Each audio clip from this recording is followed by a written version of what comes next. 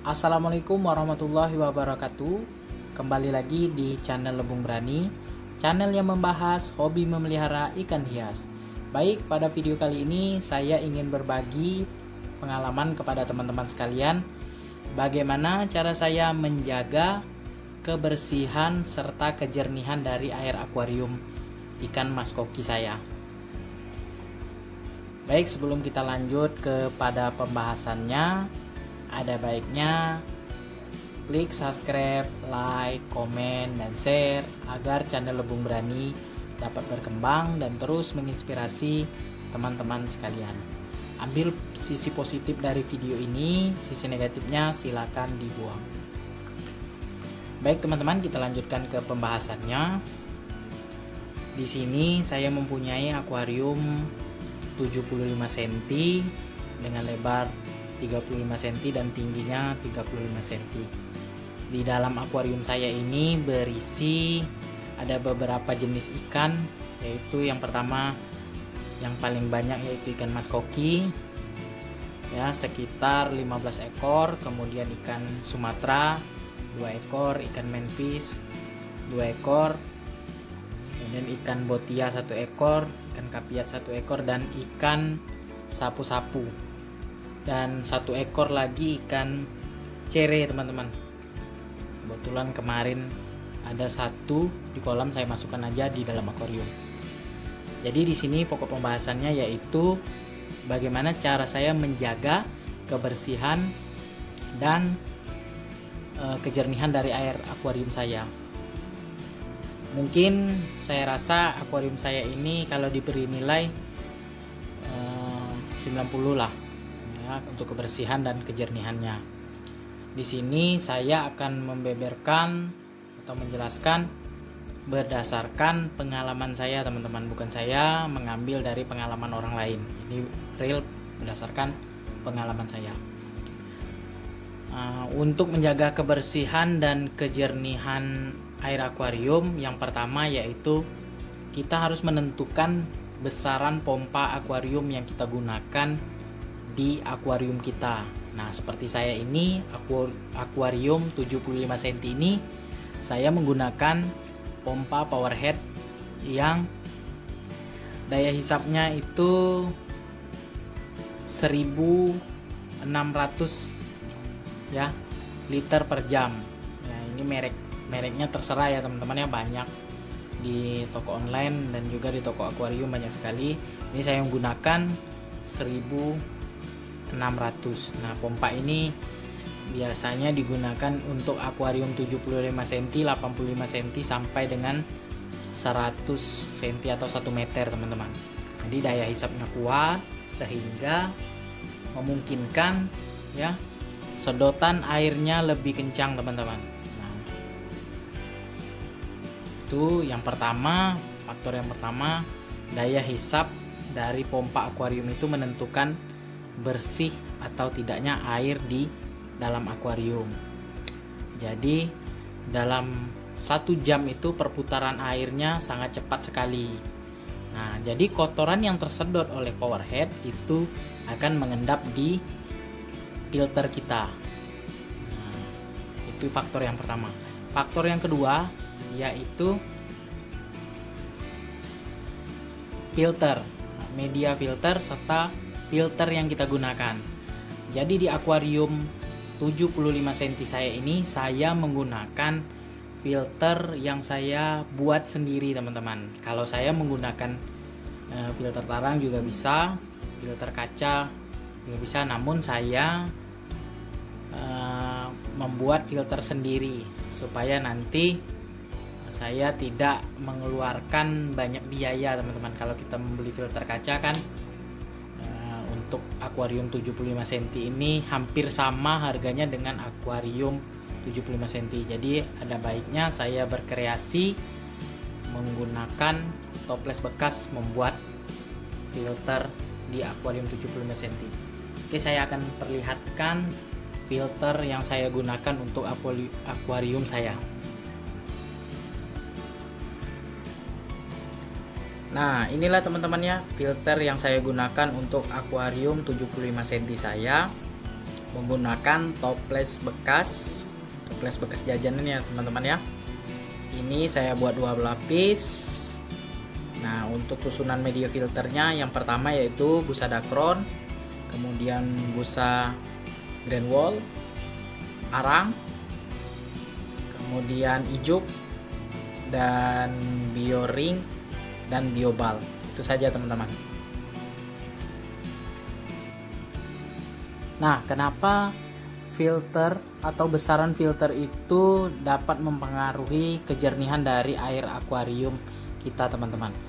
Jadi begini, kalau akuarium kita besarnya 75 cm, tidak mungkin kita menggunakan filter yang hanya dapat menampung kapas atau busa Dacron saja. Tentu saja ya, air di akuarium kita kualitasnya tidak akan jernih teman-teman, sejernih dengan filter yang banyak sekali media filternya. Contohnya seperti saya ini ya, ini belum banyak teman-teman, cuma saya menggunakan media filter yang ada di sekeliling rumah saya, seperti yang cuma saya gunakan busa Dacron, kemudian busa Greenwald, arang juga saya menggunakan arang batok kelapa, arang kayu, kemudian di bawah arang kayu itu saya gunakan ijuk dan biobal dan bioring. Itu saja teman-teman. Nah, alhamdulillah airnya untuk 1 bulan baru saya ganti, tetap jernih teman-teman. Nah, jadi yang faktor yang kedua itu filter dan susunan media filter itu sangat berpengaruh dalam menentukan kejernihan dari air akuarium kita. Kalau kita akuariumnya 75 cm cuma menggunakan filter box yang warna hitam, kita cuma menggunakan busa Dacron, tentu saja tidak akan jernih teman-teman. Jernihnya paling 1-2 hari saja teman-teman. Selebihnya airnya akan menjadi kuning teman-teman. Faktor yang ketiga yaitu jumlah ikan yang kita pelihara di dalam akuarium. Nah, di akuarium saya ini teman-teman ya, ini ikannya boleh dikatakan padat. Sudah dikatakan padat teman-teman. Nah, bisa kita lihat di lantai akuariumnya sudah ada kotoran. Walaupun ada, nanti dia akan kesedot juga oleh filternya atau power headnya ya. Nah, banyaknya ikan yang kita pelihara di dalam akuarium itu menentukan juga kejernihan dari air akuarium kita. Kenapa demikian? Karena semakin banyak ikan di dalam akuarium, tentu saja ikan tersebut banyak juga mengeluarkan kotoran. Jadi kotoran itu tersedot oleh power head dan menumpuk di dalam filter kita, menumpuk sehari saja. Banyak kotorannya menumpuk dan akhirnya menyumbat dari filter kita atau media filter kita. Tentu saja yang paling utama itu adalah busa Dacron. Jadi busa Dacronnya cepat kotor dan busa Dacronnya tidak maksimal menyaring kotoran sehingga kotorannya turun kembali ke akuarium kita. Jadi faktor yang ketiga itu yaitu banyaknya ikan di dalam akuarium. Jadi teman-teman kalau ingin akuariumnya tetap jernih ya, ada baiknya ikannya disesuaikan saja. Apalagi seperti saya ini ya, ikan mas koki ini boleh dikatakan ikan yang raja kotoran teman-teman. Jadi dia makan buang kotoran, makan buang kotoran seperti itu. Jadi saya harus benar-benar mengatur banyaknya ikan di dalam akuarium. Ini saja cukup padat sekali. Insya Allah nanti saya akan beli tank yang lebih besar dari ini, 100 cm atau lebih nanti, supaya ikannya tidak kesempitan dan juga untuk sistem filtrasinya juga lebih baik teman-teman. Oke, kita lanjut ke faktor yang keempat, yaitu pemberian makan teman-teman. Nah, jadi jika teman-teman sekalian ingin akuariumnya tetap jernih, ya, airnya tetap sehat, ya, ada baiknya berilah jadwal pemberian makan pada ikan di akuarium teman-teman sekalian. Seperti saya ini ya, walaupun boleh dikatakan ikan mas koki ini ya ikan yang tidak pernah kenyang. Jadi kalau kita kasih makan itu dia langsung makan. Makan pokoknya dalam jangka waktu lebih dari 5 menit kita kasih lagi makan, dia makan lagi. Nah, seperti itu. Ikan yang tidak pernah merasa kenyang, ya. Jadi kalau kita biasanya senang sekali melihat ikan hias kita makan terus, nah, tentu saja ikan yang makan akan mengeluarkan kotoran. Jadi kalau saya atur untuk pemberian makan dari ikan di akuarium saya, baik di akuarium yang 75 cm, akuarium 50 cm saya, dan akuarium saya di ruang tamu.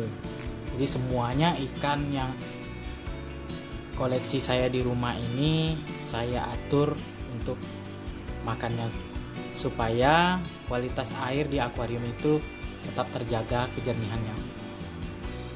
Saya biasanya memberi makan ikan-ikan di akuarium saya itu saya atur pagi itu sebelum saya berangkat kerja, itu jam 7.30 saya beri makan ya semua ikan di akuarium saya, baik itu buraya ikan mas koki yang ini, dan semuanya ikan koleksi saya di rumah saya beri makan. Dan pemberian makan kedua yaitu pada sore hari pukul 5 sore, jam 4, jam 5 ataupun malam seperti itu. Jadi saya memberi makan ikan saya itu 2 kali sehari.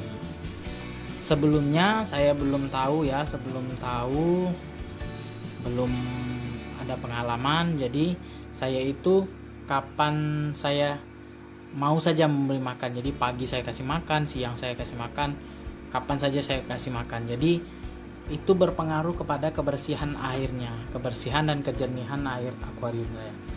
Baru 1 minggu saja air akuarium saya sudah berwarna kuning, yang pengaruh pelet juga teman-teman. Jadi berwarna kuning ya, airnya cepat sekali kotor karena itu tadi ikannya saya beri makan terus dan ikannya mengeluarkan kotoran, baik itu mengeluarkan kotoran dan juga sisa-sisa pelet itu jatuh ke lantai akuarium seperti itu teman-teman. Nah, kita lanjut ke faktor yang kelima, yaitu kualitas air di rumah teman-teman sekalian. Jadi kalau di rumah teman-teman sekalian airnya